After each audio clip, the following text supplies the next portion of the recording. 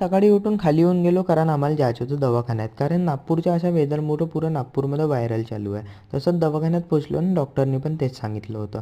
आजीला घेऊन आलो होतो. मग औषध घेऊन पटकन येऊन गेलो घरी. घरी आलो आणि तसंच आठवलं मला बँकेत जायचं आहे. कारण बँकेत पैसे नाही भरले तर KYC होऊन जाईल. आता ते KYC कोण काढत बसून, त्याच्यापेक्षा पैसे भरून टाकावं. पैसे वगैरे भरून मग मी येऊन गेलो घरी.